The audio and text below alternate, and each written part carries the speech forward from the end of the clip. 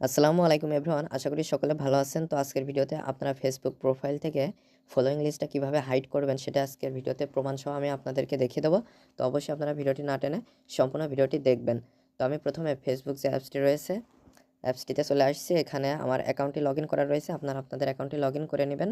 তারপরে জাস্ট এই যে প্রোফাইল আইকন, এটার উপরে ক্লিক করে দিবেন। প্রোফাইল আইকনে ক্লিক করলে আপনারা এখানে দেখতে পারবেন যে আপনার ফলোয়িং লিস্টটা শো করছে। আমি যদি এই থ্রি ডটে ক্লিক করি, অন্যরা কিভাবে এটা দেখছে, তারা দেখতে পারছে কিনা সেটা এখন চেক করে আপনাদেরকে দেখাবো।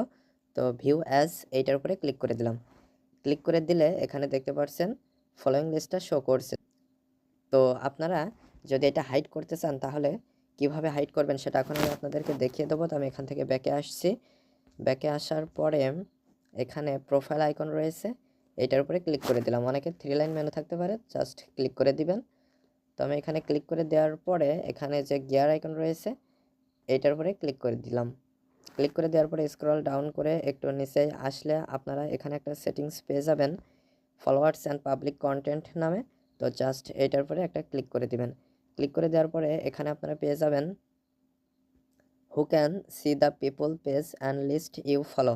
তো এখানে পাবলিক থেকে জাস্ট আপনারা এখানে অনলি মি এইটা সিলেক্ট করে দিবেন।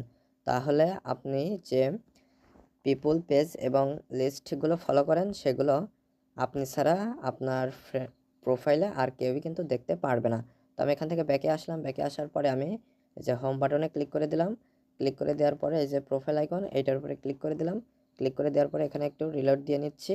তারপরে জাস্ট এই যে থ্রি লাইন বা থ্রি ডট রয়েছে, এই থ্রি ডটে ক্লিক করে দিলাম। ক্লিক করে দেওয়ার পরে এখানে ভিউ অ্যাজ এইটার উপরে ক্লিক করে দিব। তো প্রথমবার আমি আপনাদেরকে দেখিয়েছি যে দেখা যায় কিনা ফলোয়িং লিস্টটা।